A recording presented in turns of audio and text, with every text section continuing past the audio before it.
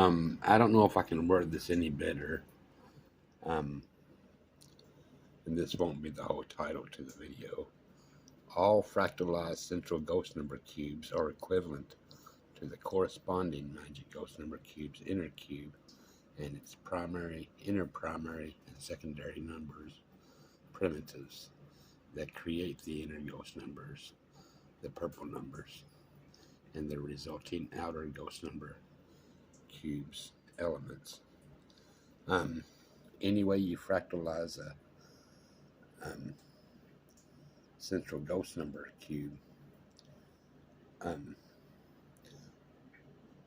when you fractalize it, when you put all ones on the faces of one side facing the ones, all twos on the faces of the two sides facing the twos, three sides faces of three, and you add those inner primary numbers together to get the red central ghost numbers inside each cube of the fractalized cube. Those red numbers, those inner ghost numbers of those inner primary number miniature fractalized cubes build up the inner ghost number, its primary numbers, and it's like 6 over here and 15 down here are the primitives to 18. It's 1, 2, 3, 4, 5, 6. These primitives, based on the primary numbers themselves, create 6. Triple 6 gives you 18.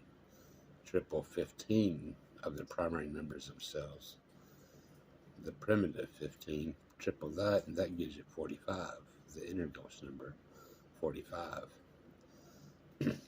So these fractal, in all these forms, a 2 by 2 by 2, a 4 by 4, a 3 by 3 by 3, a 4 by 4 by 4, and a 5 by 5 by 5, no matter how many ways you fractalize it, it's always going to have a 6 up here. In this case, where there's a 1, 2, 3, 4, 5, 6 going around, it's always going to have a 6 up here. The primitive to 18, and it's always going to have a 15 down here at its diagonal, the primitive to 45. The same as up here is, I believe if I did this right, is, I must have used a copy that wasn't right. Or did I? 9, that's supposed to be a 9, not an 8. But the 9, triple that 3 times is 27, the inner primary, the inner ghost number. And then down here should be 36, should be a 12, which is a 12 down here. And triple that 3 times is 36, the inner ghost number. So all these are the primitives expanded outwards. These 3s up here on the edges, the 3s, well, the inner primary numbers are 4 at this angle. 1 and 2 put together are 4, and that's 4 right here, the secondary numbers that's derived from the primary numbers. And down here at this angle, where 6 and 4 come together, all these are 10s, which tripled together would, well, not tripled, but when added across from each other, would give 14, and these would give 16, and these edges would give 12, 3, and 9. So all these are present in all these forms, and they're just fractalized to a 1, 2, or 3, or 4, 5th degree.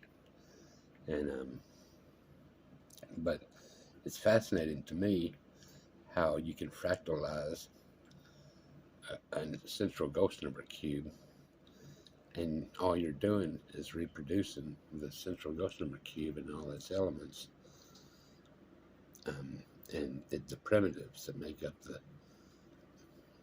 primary and second, that are combinations of primary and secondary numbers. And like you can, for this right here, you can add the central ghost number cube, the central ghost number of 1 and 2 over here to get 3 at the corner, like you would when you do the operations on a normal magic ghost number cube. You'd get 3, 1 over here, and 2 over here gives you 3, 2 right here, and 4 right here gives you 6, 4 right here, and 5 right here gives you 9. And you're just doing the simple operations. It just happens to fall out of when you fractalize a cube like this, the central ghost number cube. This is another way you can create a magic ghost number cube itself. If you wanted to fractalize, you're essentially creating a magic ghost number cube in an alternate way, a previous way that I haven't ever discovered before. So this is an alternate way of creating the typical magic ghost number cube. Well, I think I've said enough. So here's the name again, which will be shortened. All fractalized central ghost number cubes are equivalent to the corresponding magic ghost number cubes.